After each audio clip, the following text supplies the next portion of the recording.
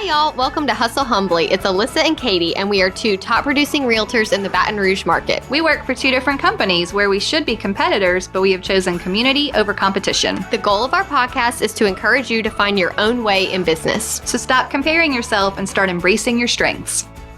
Hello and welcome. Episode 53, Hustle Humbly. The Q&A episode. I'm really excited about this. This is Katie here. Alyssa. Alyssa, you're excited and you have no idea what most of the questions That's are. why I'm excited because I couldn't even prepare for this episode. I'm going to put you right on the spot. Yeah. Okay. But you have to answer too. I'm going to answer as well. And okay, so here are the disclaimers. The questions are not in any particular order. They are not in any particular topic. I think there are some that I'm going to tell you there was a question and then say this is a whole episode because we're not going to be able to do the whole thing. Right. So we're going to start with something easy. Are you ready? Yeah. From Columbus, Ohio. Question is, have you ever been up for a listing against each other? How did you handle it? The only one I'm aware of is in our old neighborhood. Yep. Where I used to live, and you lived there too, but we did not live there at the same time. Correct. But you still kept in touch with your database. I had a lot of contacts there. Yes. And this couple had called me to list their house. Yes. And I called them back. They didn't only call you though, or I didn't know that. There were they had called a lot of people. They did not make it sound like they were interviewing. Oh. They made it sound like, oh, you live in this neighborhood. Come sell my house. Come sell my house. Right. And so I said, sure. And I called them to come. And they said, don't worry about it. Our agent is already scheduled pictures. Right. And I said, your agent? Who's your agent? You're like, wait, that's me. And they said, Katie, and I did not know you. That should have been our first disclaimer. We weren't technically up against each other in that we were not even friends. No, I had no idea. I don't think we had ever met. No. At that point? No, I don't think so. But, I walked my neighborhood a lot, and every time I passed your sign, I was like, that Katie, girl, she snagged that one right out from under me. You weren't the only one that felt that way. There were others involved. They interviewed, in my air quotes, many agents because they were emailing around. And they had some of my old postcards because I used to send postcards to the neighborhood. Yes. And to be fair, if we were to have a listing we were in competition for now, we just wouldn't be. One of us would go. Yeah. We wouldn't both go. We actually had that kind of recently where we had a mutual friend looking to move here. Yeah. But I felt like you knew her better. Right. I think we're adult enough to be like community over competition. Yeah. Let's really suss this out. We're not. I guess the point is we won't ever be in competition. I don't think so. As long as we know, if we don't know, yeah. Right. If you didn't know, that would be different. And I guess if it was like a seller interviewing for agents and we were all going and I knew you were going and I knew I was going, then we would all just do our thing. I wouldn't go. You wouldn't go? You can go. Good news. You just got it. I'm not going.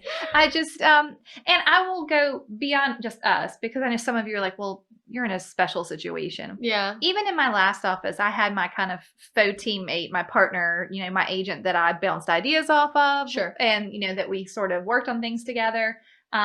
If I went into a place and saw someone I knew she knew, and they were talking about selling their house, I would immediately run and tell her, you need to contact so-and-so. They're in your sphere. Yes. I know they're in your sphere and they want to sell their house.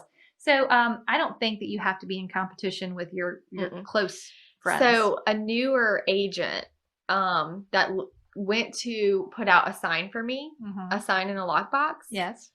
And while she was out there, a neighbor came and was like, hey, there's 3 of us that want to sell. And I was like, that's great. She goes, yeah. So I gave them your cards and told them how wonderful you were. And I went, no. You take those. That was for you. And she was like, oh.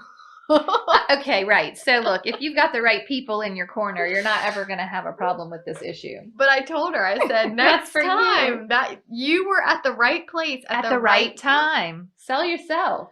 I love it. So Okay. funny. Well, yeah, and as long as you lean into community over competition, we're not going to have this problem. And I'm like, I sent you to put the sign out because I didn't want to drive that far away. You should reap have, the rewards. yes. Yes, you should reap the rewards. So I don't want to put 3 more signs out. Oh my gosh. Right. Yeah. You're like, I don't want it. I didn't want to go one time. I don't want to go back 3 more. Like, that's all you, boo. No thanks. Okay, next from Arizona. How do you learn to comp a house since they don't teach you that in real estate school? I'm sorry, why this episode is making me so giggly. They don't teach a lot of stuff in real estate school. Right, yeah. And we've talked about that before. So how do you learn to comp a house? Or how do you know to comp a house? Or what did you do in the beginning to learn to comp a house? I think the CMA summary Okay. was my friend. Still my friend. But the good thing about it is that it's just data. Right. Agree. And it's not really what I think. It's what data I can find. Yep. And if it's just in a normal neighborhood, nothing too tricky, the CMA summary is your friend. It's simple math, plus or minus. Yep. But if it's a unique or tricky house, yeah. I mean, appraisers struggle. Right. You could have 5 appraisals on the same house and they're all going different to numbers. be different. Yep. And so it's really, I don't ever give my sellers a magic number. Oh, like this is the number? Yes. I might say, I think our range is going to be between, yes, 375 and 389. Yes. Maybe if we want to be competitive, we can list at 379.9. Right. If you're in a hurry, or if you want to hang tight at 385. Right. It's just going to take longer. So, it's just a conversation, I guess. I think that's fine. What do you do? Certain in the beginning I took a class because I like to take a class. Yes. And I still use that summary. I think you're right. It's just data. And I think that I also leaned on my broker, or find a partner. That's the whole thing. I know we all feel like we're lone wolves, but you don't have to be. You need to find someone who's good at doing a CMA or market report and comping a house, and ask them, or partner up with an appraiser that you're friends with and who can walk you through it. That once you've done it enough times, you're going to become comfortable in your own assessment and your own skills. But I probably still, if I had a tricky one, I would go, hey, can you look at this with me? And ask another agent or ask an appraiser. I mean, you don't have to know the answer on your own. And this is a practice makes perfect situation. Like it's gotten way easier over time. So that's my thought on that. Agreed. I do give a few comping tips in my class though. Oh yeah. So I think there's some things you can do, but even still. Okay. The next question. All right. I feel like we're going to go with this. Okay. What do you do with a buyer lead? And how do you prep for your buyer consultation? Oh, okay. So I have a new buyer. You got a brand new buyer lead. Let's start with the lead. What are you going to do? Quickly though, because we're ask the preliminary questions about, do you have an agent? Where are you in the process? Have you talked to a lender? Okay. They're like, no, I haven't really talked to a lender. So I say, okay, great. No problem. That's normal. You're going to make them go to a lender. Here's what we're going to do. We're going to go to a lender and you're going to know your budget down to the penny and everything's going to be great. You're going to have all your goals. Yes. We get them with the lender and then my template goes out that's like, congrats, you're pre-approved and here's the rules and here's what we're doing and here's how it works. Thank you for speaking through that. Yeah. You're going to make them go to see a lender. Yes. And then you're going to send them your pre-approved email. Yes. And they're going to know. And I also immediately write their name down in my Trello. Fair. Okay. Because if I don't write their name down, the second they come in, you're not going to do it later. Agree. Do you take notes while you're on the phone with them? Yes. I do too. I have copious notes. Me too. Because as soon as I hang up, I also won't remember half of what they said. Okay. I think that's fair. And then how do you prep for the buyer consultation? Now, I know you like to go sometimes to that pre-approval appointment with the lender. I have never in my entire 15 years done that. And that has changed since COVID, obviously, because people are doing more over the phone pre-approvals. Okay, well, that brings me to a good question. Do you find that you've lost anything in not being there? So you might not go anymore? Tell me how it's going to go. There are a few buyers that I felt didn't know the right questions to ask while they were there. Okay. and they're asking me more lending questions That you were like, call that your lender. normally we just answer at the consultation. Makes sense. When I go with them to get Okay. pre-approved. But it's not a big deal. I just refer them back to the lender. Fine. And I really only like to go to those if I've never met these people before. Because you want to start your relationship there. There Okay. at the money talk table. I like that. But yeah. Okay, I'll tell you how I prep for my buyer consultation. Okay. I typically I don't meet in the office. I just give you a one showing freebie consultation. Right. So I have all of my buyer folders pre-packed, and then I would just print up the listing that we're going to and maybe the CMA for that neighborhood so they have an idea of what the heck that looks like. And then I just cover all of that in a original showing. Yes. But you don't get any more than one freebie. Right. Like you get the one, you get their buyer consult. If I meet you and I'm like, whoa, this is not going to work out. But we've already vetted them on the phone. Yes. And they're already pre-approved. I'm not meeting you for the free showing without a pre-approval. That's important. I was going to say that. Yes. You still have to be. You still have to be pre-approved. You do not. No one gets a free showing without a pre-approval. Before we go look, I ask them to send me. I say, I know you look online. Can you send me some that have caught your eye? Yeah, I like that. And what's good about that is that I make notes next to each house and say, hey, just want to let you know this one's in a flood zone. The flood insurance is this much. And so it's already teaching them things to look for. Yeah. Other than just the pictures. Yeah, I like that. Oh, that's a great segue. Hold on, let me find this next one. How do you get buyers out to actually see properties? Oh, wait, this is from Texas. We were laughing when we read this one because she to be fair, it was an extremely long message, not just a simple question. I have basically, she had more than one buyer who was looking at the photos online and then just being like, no, I'm good. I don't want to go see it. I don't want to see anything. And my brain was saying, cherish that buyer. Right. Because they obviously know what they want. Right. And they don't want to waste your time going to look if it's not what they want. Yes. But I think the secret is saying, I know you don't want to go see this one. Can you tell me why? I will tell you, yes, agree. And I will tell you what I would add to that is once they do tell you they want to see something, I have many times sprung additional houses on people while we were out. So if they keep emailing me, whatever, and I've figured out what they're looking for and they still are not wanting to see one because of the pictures, and we're going nearby to the one they want to see, I will force them to go see. Let's just go walk through it really fast. Guess what? I mean, back in the day, because I don't think either of us do this, but back in the day, I mean, buyers were trapped inside of their realtor's car. Oh, man. And the realtor took them wherever they wanted them to go. I mean, I'm not going to do that, but I add them on. And that's something I probably don't do in the beginning. So if she's never been able to get them off the computer and to look at a house in person, it may be that they're just not ready to buy. Right. I mean, like if they're not wanting to see anything. I always tell agents, because they're like, well, I just wonder, ask them. All those questions that you're wondering. Just ask. Just ask them. Say, hey. Just say, hey. Are you feeling unprepared? Right. Do you not like this area? Or are you not motivated because of time frame? Yeah. You know, you can add all the things that you're wondering. You just ask. And they're like, wow, I never thought about that. But yes, and that's the same thing. Like if you're feeling self-conscious about a seller, wondering if they're, just ask. You know, hey guys, are y'all okay? I just want to check in, let you know I'm here. How are you feeling? Because we're afraid to hear the response. We're very afraid to hear the response. So this is not just easy to do. You are going to have to psych yourself up a little. But I will also say it's going to go over better on the phone. So if you have to ask a tough question or you're worried about a situation or you're stressed about how a seller or a buyer is feeling or you can't understand what their mindset is, don't send a text or an email. Pick up the phone, call, approach them with kindness. They will return the favor typically. Sure. I mean, you're not going to call a seller and be like, hey, I'm worried. I'm just checking in. How are you doing? How are you feeling? Just wanted to hear, what's going on. They're not going to start yelling at you. You called them. Yes. So you preemptively are saving that call when they start yelling at you. Yes. Okay, I like that.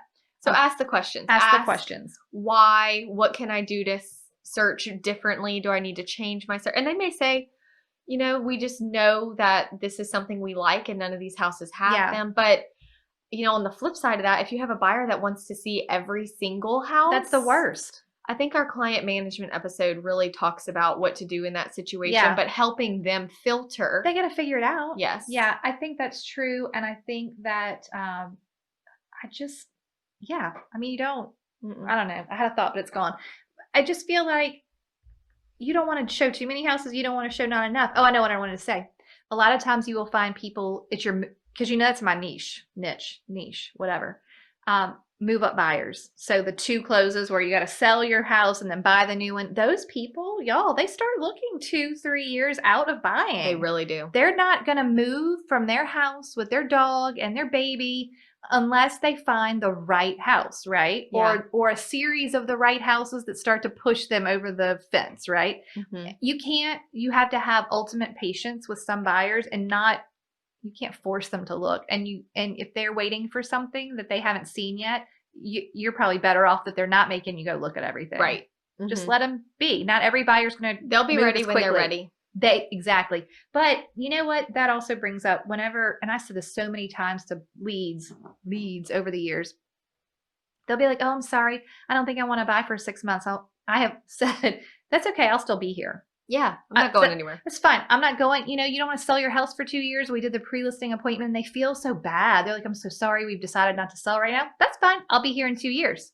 You hang on to my number. I'll check in on you. The end. Right. It's not the end of the world. Nothing to be sad about. Nope. Okay. Are you ready for another question from Texas? Yeah.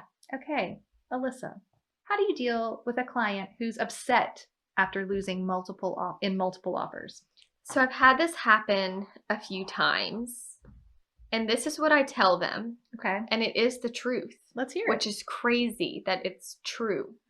I'm dying. I'm on the edge of my seat. The truth is that in the 9 years that I have been selling real estate, even in the situations where things seem to be going south, not working out, in the end, it was always better. Same. And I don't know how or why, but I tell people all the time, you have to trust the process. Yes. And because we already had that conversation, that this offer you made was the most that you were willing to pay for that house. As long as you were given the opportunity to do your highest and best, then you have to be okay with that. And if you weren't given the opportunity and you made an offer and just got rejected and were told no, again, there's nothing we could have done about that. Nope. That's the way that seller chose to handle that situation. And for whatever reason, whatever you believe in, fate, karma, God, the door closed. And you just have to realize that it was out of your control and it will be better. I agree. Somehow. Every time. And I'm not making I'm not making that up to make you feel better. It always works out. But I've just never seen it not work out. Yeah. And they're like, wow, that kind of, and I'm like, just trust the process. This isn't your house. Trust the process. Yeah, because when you make them think, okay, well, maybe in 6 months the AC on this house is going to die. Yeah. You'll never know that. No need to hang on to the sadness or anger that you lost. Just move on to the next house. Right. Okay, I love it. Okay, this is a good one. How do you handle a new property popping up that a client doesn't want to miss out on, but you don't want to be a Pop-Tart agent? I preach the Pop-Tart agent, don't be it. And I think it depends on your buyer. Okay. Kind of like how we tell our buyers, like, I'm as motivated as you are. Mm-hmm. If you are someone that wants to write an offer as soon as you find the house and you're highly motivated and you've done all your homework and you're pre-approved and what you're looking for is highly sought after. Yeah. We may have to, for this one buyer. Yeah. And they're not all motivated in that way. No. You may have one at a time every now and then. Yeah. But for that buyer, you kind of need to be on call. Yeah. And if you can't get there, you need to have someone you can call to say, hey, my buyer really needs to see this house. It's probably going to be a multiple offer situation. Can you be there? Yeah. This is when you need your partner. Yes. We've discussed this. Someone that can help you. You need someone to help you. We've discussed that in a previous episode. We've discussed, how you deal with these types of buyers. If I completely agree with what you've said. Even though we're always preaching boundaries and, having rules for your business, you know the market. You know if they're looking in the hottest neighborhood, and It's if part of the job. it's just part of it. And it doesn't mean every single buyer requires you to jump out at 6 p.m. and go see a house, an hour later or whatever. And if this house has been on the market 65 days, Not it the can same. wait. Yeah, that can wait. It's just, Yeah, it's very that can wait. buyer and market specific. I agree. Okay, I think you've got that one. Hello, friends. We are so excited that so many of you are using the template course, and the reviews are just pouring in, letting us know that it has helped your business as much as it has helped our business. Yes, listen to this review. Thank you so much for providing this wealth of information, knowledge, in template form. So far, I've used a handful and received positive feedback like, "This is so professional," or "I really appreciate how organized you are." I mean, can you imagine? Yeah, your clients are actually going to say that. Yes. All right, here's another one. Thank you so much for this. I can't tell you how many times I've started this and how many notebooks of samples and notes I had. I have ADHD and it is super hard to stay focused on getting it done. Having it all in one place is going to make it so nice. That is what we're here for. I know. Just look, you don't need to reinvent the wheel. Just use these. Yeah, nice and simple, easy, ready to go, ready for you to put your own logo on, make it sound like you. So head over to hustlehumblypodcast.com/course and check it out. That's right. And you're going to enjoy them. You're going to love them. You're going to change your life. Literally fired my assistant. They are the best. Okay, enjoy the template. Yes, enjoy. Okay. I like this one. This is from Chicago. How has business changed since having kids? Do you want me to go first? Yes. Okay, I'm going to go first because I had a moment to think about it before. Okay, number one, we both started the business, I want to say, before we had children. Yes. I know that we have tons of listeners who started as moms. They were already moms. Bless you, because I don't even think I could have done it. I don't know how I would have transitioned. I just don't know. Because since being a mom and being a little bit further into my career, so I got my license in 2005. My daughter was born at the end of 2009. So I got through the hard 3 years. You know what I mean? I was able to maybe say no a little easier after having kids. I mean, sometimes you have to say no because you have to. You have no choice. I got to feed this baby. I don't have a choice. Mm-hmm. I learned to ask for help a little bit better. Yeah. I think I learned that you need to have a partner or someone in the business who's going to get your back and going to help you when you have to go deliver your baby, because you can't afford to lose the commission on the house that you need to show while you're in the hospital. Yeah. I think I just learned to ask for help. Having kids at times it forces you to have no control at some times. Yeah, I think that's good. School calls and it's someone has to be here in 15 minutes because there's a fever. She has a fever. You have no choice but to cancel. There's no way around it. Yeah. And before I had Haven, I feel like Tanner was loving his job. I was loving my job, and we were both just loving our careers. Right. And I would work all the time, didn't mind at all. Yeah. And then after, I just realized that's not really what it's all about. Right. But see, if left to my own devices, I would just work because there's nothing forcing you to stop. Right. And you love what you do. That's the other part of it. We're not doing it and grimacing the whole time. No. I'm happy to do it. It's fun, but to a point. And then you're like, wait a minute. Yeah. I've got to take a break. And kids will just force you to take a break. Mm-hmm. Shut it off. Even though being a mom is technically work as well, it's just different part of your brain, a different, it's just different. So. I just know, and I purposefully do this, I will not open my email until I drop her off at school. Yeah. Even if it's something that I'm anxiously waiting for. You're like, we gotta get because to it doesn't, because if I open my email and it's not there, I'm grumpy until she gets to school. Or if I open my email and it's there, but maybe it's not the response I wanted, it affects our morning. So I feel like she made me implement boundaries in areas. Yes. My time is more divided now. Yes. So I have to be more efficient. Yeah. I think that's all good. All good things. It's all good. And I just knew the whole time I was pregnant with Haven that my business was over. Yeah, it wasn't. It wasn't. The year she was born in February of 2017. 2017 is still my record year. Really? Oh, wow. And I think too, it's because I was worried people would leave me and think she had a baby, she can't do this.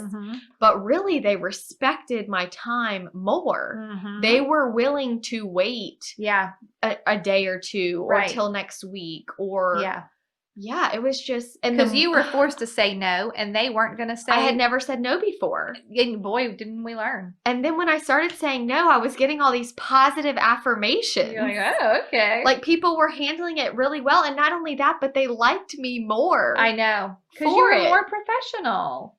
It's just amazing. Oh, I think it is amazing. Okay, moving on. Yeah, sorry. We'll talk about our kids all day. We'll put a pin in it. Okay. All right, this is sort of a two-parter-ish. Okay. And this is good for you, Alyssa. Is there a formula for, I know, it's like, what's going to happen? Is there a formula for saving to buy an investment? A squared plus B squared equals C squared.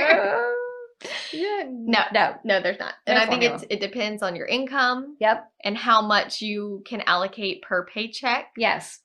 I try to put away 28% per paycheck for taxes because none of ours are taken out. Right. And I try to put away 15% per paycheck into savings. Yes. So maybe 15% per paycheck. That sounds good. If you need to. But I think just evaluate your income and see what you can do and set a goal for if you want to buy a $200,000 house, you need $40,000. Fair. Okay. How do you budget your daily life? There's an app. Love it. There's an app for that. Which app do you use? I use the Every Dollar app by Dave Ramsey. Yes.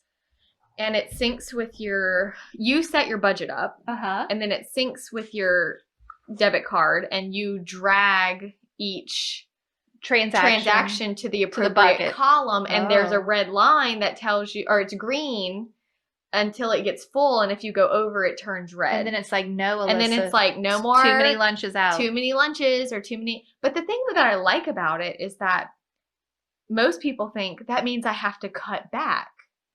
But you don't. No. If you have the income or like, you can increase certain areas, and as long as you're meeting your budget isn't always to restrain you. Right. It gives you permission to spend that much per month. Oh, I like that. That's a great way to look at it. That's my mindset on the budget. The budget is not to be restricting. It's giving you permission to spend your money how you want.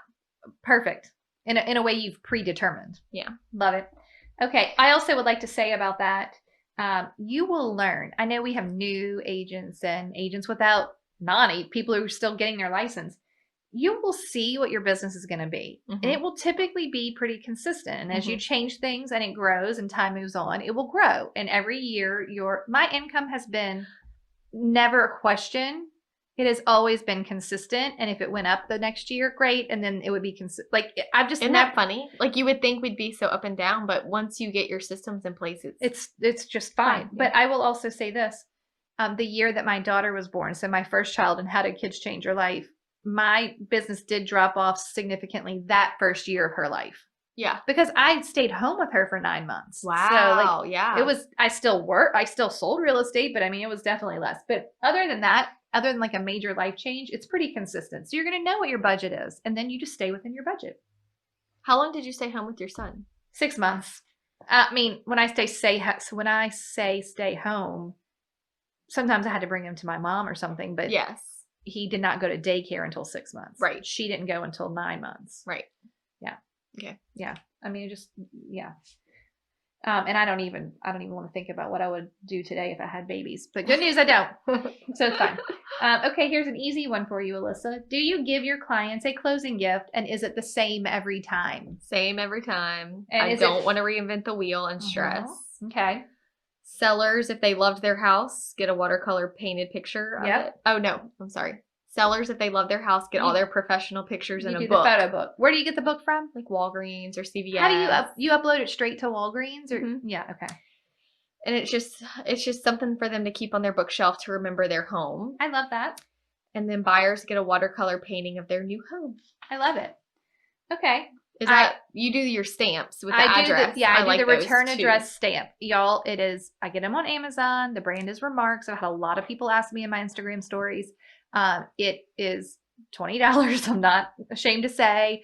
Buyers love it because it has a code where they go online and pick what they want the actual like stamp to say, but you give them the real stamp and then they just have to switch out the plate. Do you get charged when they? No, it's part of the $20. Oh, okay. So they get a code, they go online. I don't even think they're shipping. Like it comes to them and then they put it comes stamping thank you. Then they'll remove the thank you plate and put in whatever they chose. Gotcha. They love it. They love sending me a note after so they can see their address. Their stamp. Yeah, it's just cute. It's super fun. I love it. That is always, always, always for the buyers. And for the sellers, I'm not gonna lie, a lot of times they don't get a gift. But just in the last few, I've decided to start doing the watercolor painting.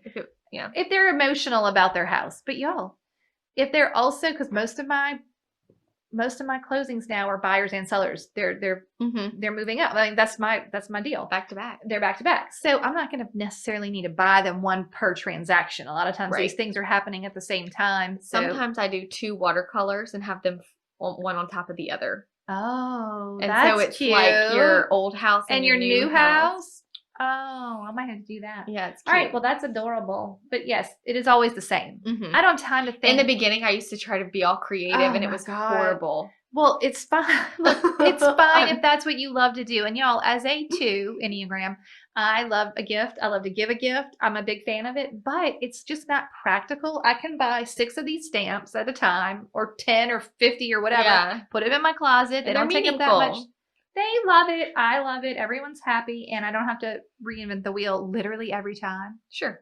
I would love to give everyone a specialized basket with all their favorite foods and beverages, but I just don't have the bandwidth. I had to go show a house a little further out. Yes. But I had a client one time that had bought a house way out there. Okay. And he was just an older guy. I just loved him so much. He was so sweet. And every time I showed him houses, he had the light blue Monster energy drink. Okay. That was, I never saw him. Yes, I never saw him without the light blue Monster energy drink. And I was kind of like, I have to go all the way out there to show this house. It's so far. And then I was like, wait, he lives out there. And I just went to Rouse's and bought a 6-pack, and I just left it on his front door. This wasn't at closing. No. Yeah. This isn't a closing gift. This was just a gift. But I just left it on his front door stoop with like my card and was in your area, thought of you or whatever. And he texted me when he got home, and he was like, what a great surprise. But it's like I was just in the area. Yeah. And it was like $7 to buy a 6-pack of those energy drinks. Oh my gosh, that's so fun. Okay. Next. I don't really know that this is a question.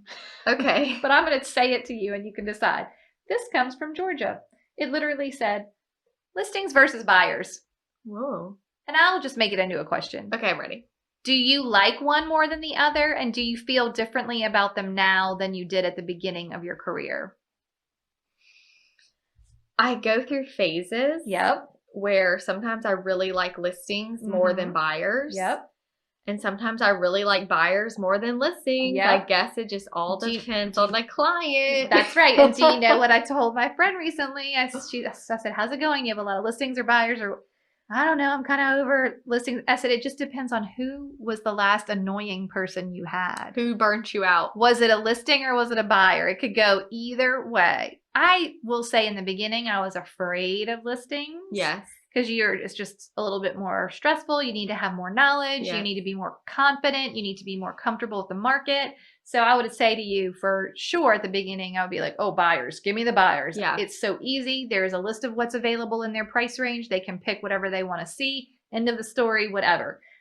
Now I would say if I want to live within my boundaries and have my time, listings. And I love the staging. And I love getting the house ready and then seeing someone want to buy it and realize that's because the seller and myself did work. Yes. And we made good decisions and it paid off. And it's like there's a level of being rewarded in that I like. Yeah. And you get the rewarding feeling from buyers too, but that's my thought on buyers versus sellers. Yeah.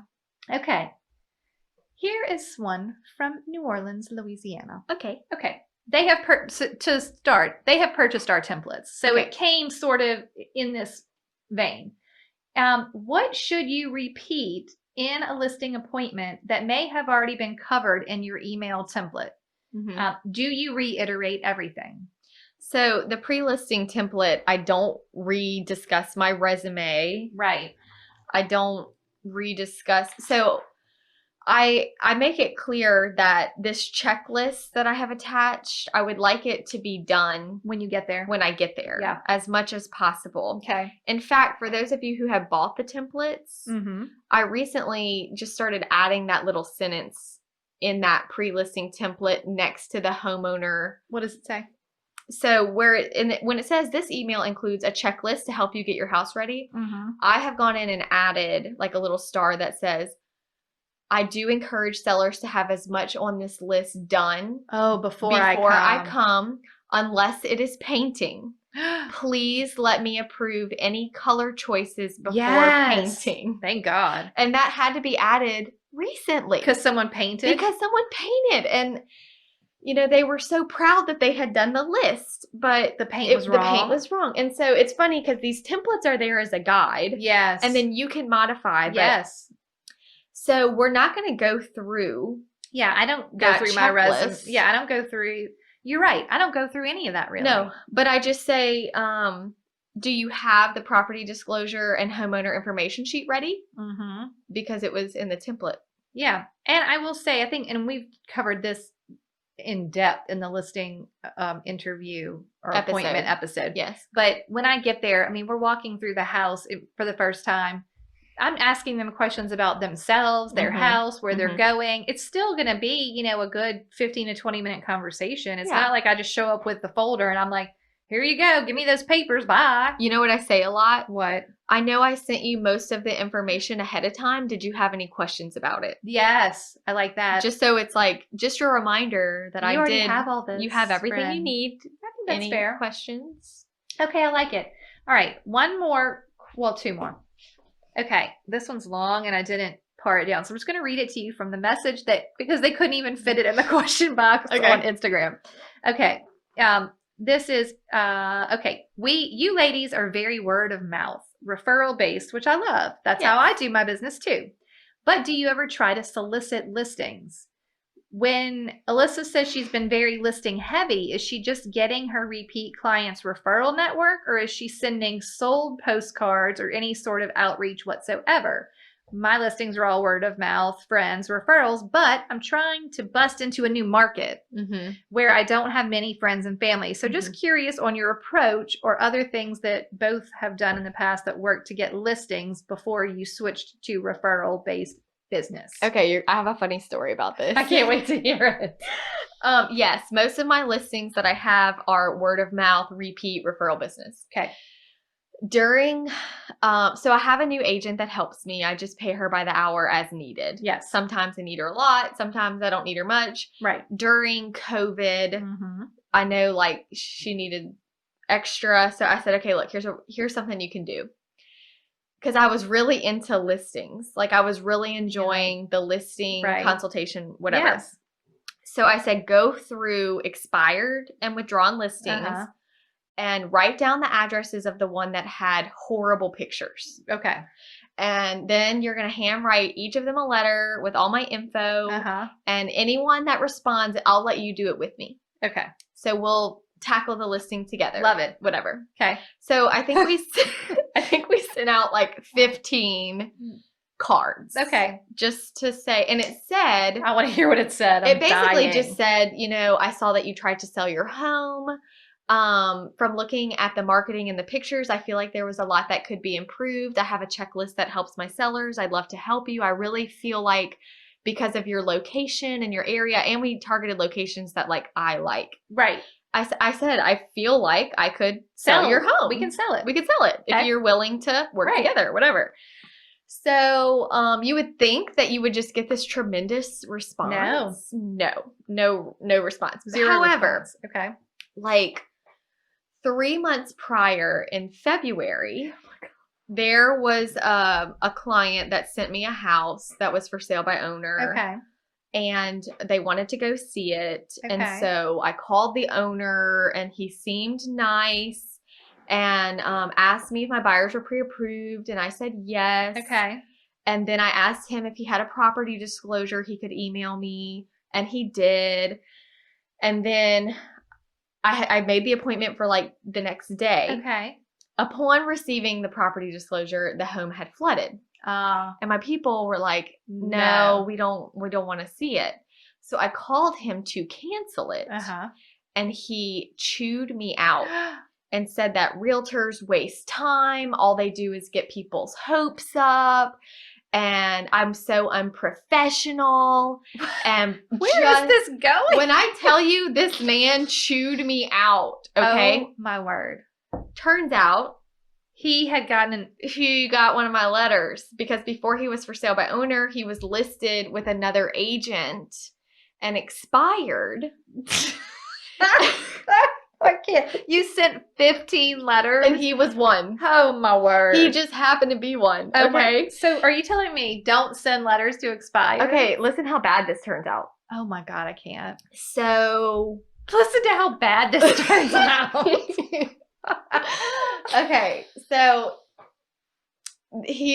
that's, in April that I write the letters. Okay. February is when he yelled at me. So your letter came after he yelled at you. Yes. So he called and yelled at you again? Yes, he called. And I'm like, and he called my broker. Oh, it was like, this woman. Because here's what happened. He called me. He goes, hey, Alyssa, this is so-and-so. I have no idea who this is. He said, the house on Main Street, whatever You were street. like, I don't, what? And okay. again, I'm like, I don't he's know. like, well, I mean, and I said, I'm so sorry. I'm not sure what you're well, I got a letter from you. And I'm like, do you mind letting me know what the letter says? So he reads it to me, and I realize what's happening. And he goes, I found it interesting that you think you could sell my house when you couldn't sell it in February. And I said, I have an assistant that helps me send these letters out. And I'm so sorry that we bothered you. I should not have sent you this letter. I'm so sorry. So you don't want to sell my house? He said, because I'll list with you. Oh, and I said, were you like, no, thank you. No, thank you. I said, to be honest with you, sir, the way you spoke to me in February, I don't think we would be good business partners. And he hung up on me. Sweet. Then he called my broker. Shit. Because I basically wrote him a letter and then rejected him. Because I basically said, this is not helping at all. I basically said, hey, I can help you sell your house. And then you were like, I actually have changed my mind. I don't want to. Then he called me and he's like, oh, great. What did Connie say to him? Connie. What did he say to her? He was like, your agent wrote me a letter, but then saying she wanted to work with me. But then when I tried to work with her, she said no, and blah, blah, blah. And Connie's such a bulldog. She just takes it like she's just listening and letting him vent and saying she's sorry and apologizing for me. Oh, my word. And then she calls me and she's like, Alyssa, Mr. Smith. I'm like, I'm sorry, Connie. I didn't mean to. I didn't mean to. It was an accident. Okay. So that's my only attempt. Letters. I feel like it would be a great idea, though. I can't because our listeners, after hearing that story, are going to be sure to run out and send some letters to expire. I can't believe nobody else responded. It was only 15. I know. You'd probably have to do like 100 to just get one listing. I thought that's what I'll say. Look, yeah, I think that it is a great idea to farm a location. It sounds like this agent is trying to get into a different location, but within her same MLS, right? Yeah. I think that is a great idea. I do too. Do I think postcards can work? Yes. Do I think they need to be something other than just listed, just sold? Yes. Whatever. I thought because this was a personal letter, it would work. Do I think that this agent could write a personal letter that says, hey, I'm trying to break into your market. I really love your neighborhood. I've noticed that your house is beautiful and your blue shutters just make me smile. If you ever think about selling, keep me in mind. Yeah. Do I think that's a possible long-term plan? Yes. Long-term. Long-term. Yeah. Do I think that what might be an even faster route to get into a specific area would be find some agents that have listings in that market and ask them if you could hold them open? Mm-hmm. Get involved with the buyers that are in that area. You'll get some off of those open houses. You might even get some neighbors who want to list off those open houses. That's what I would do. Yeah, frequent coffee shops in those areas. Yes, hang join out. some groups in that area. If you're posting on social media, Yeah. tag those neighborhoods. Post pictures of the neighborhood entrance, tag it. Post Yeah. pictures of the coffee shop around the corner, tag the neighborhood. Like start, and that's just getting down a whole rabbit hole. But I do think there are ways to pick up some listings in a new market. You're just going to have to give it time. Yeah. Go join a gym in the neighborhood you want to work in. Yeah. Like not you got to get the people. You got to get to the people. And I know COVID makes it tricky, but y'all can do it. Right. All right. This kind of might have been it. You've already told it. This question was from North Carolina. What's a crazy real estate story? Writing letters to people and then rejecting them. Oh my God. I think that one was so good. I'll tell you mine. Do you want to hear mine? Yeah, do you have one? I mean, we have a million. I have a few written down. Okay. We're getting to the end of our time. You want to go for like 4 minutes, maybe? I'm going to tell this one story and then you can tell one. Okay. Even though I think the one you just told you probably can't top. Okay. I forgot about that. Last week. If you're on my Instagram stories, you're going to already know the story. Sorry. Last week I had a client. It is a seller and a buyer. She was buying the house that she's moving to first. Dream home. She's so excited. Single mom, but her children are like in their early 20s, grown. She is jazz.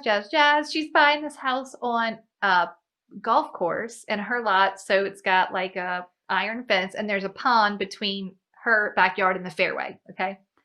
And we close in the morning and you didn't hear this story yet? Mm-mm. Oh my God. She calls me in the afternoon and I'm always like, oh no. Like after closing? Yes. Okay. The day of. Mm-hmm. Like nothing good comes out of these phone calls. No. You've gone to the house for the first time. Something's happened. Something is wrong. I'm like, hey, how's it going? She's like, okay, it's fine. Well, I have a question for the seller. She says, look, actually, she doesn't even say that. She says, yeah, well, there is something. I'm like, oh God, what is it? I'm so nervous. She says, I think there's an alligator in the backyard. And I'm like, oh man. Oh my God. I was like, well, I mean, you have a pond back there. So she says, listen, I'm not certain that it's alive. I think it might be a statue, but I can't tell. And I need you to call the seller and find out if this is a statue of an alligator because my lawn people are here and we're afraid. Like they're trying to like look at the yard to give her a price and we don't know. Gosh. And I called the HOA. So she called the HOA first before me and asked them because it's in the pond. Yes. That's like by the fairway of this golf course. And they said, no, it's not ours. I mean, it could be fake. Maybe they were trying to like chase away ducks or geese or something with this like fake alligator. I'm like, oh dear heavens. So she says, could you call the seller? Because I'm going to have to call Wildlife and Fisheries if this is a real alligator. I'm like, yes, immediately. I call the agent. He does not answer. I'm feverishly texting. Oh my God, like, is this an alligator or not? He calls me back and I'm like, hey, I'm going to need you to call the seller right now and find out if there is a statue of an alligator in this pond. He's like, oh man, and he had a sign on that side. He's like, I was just there this morning getting my sign. I didn't notice it. And I'm like, oh my God, no, it's probably real. He's like, let me call her real quick. He calls her. He immediately calls me back. Hey, yeah, that alligator is fake. It is a statue. It is just the head like poking out of the water. And she and the seller and the neighbor had put it in there and it wasn't to chase off ducks or geese. Do you want to take a stab in the dark at what they were doing with that alligator? What?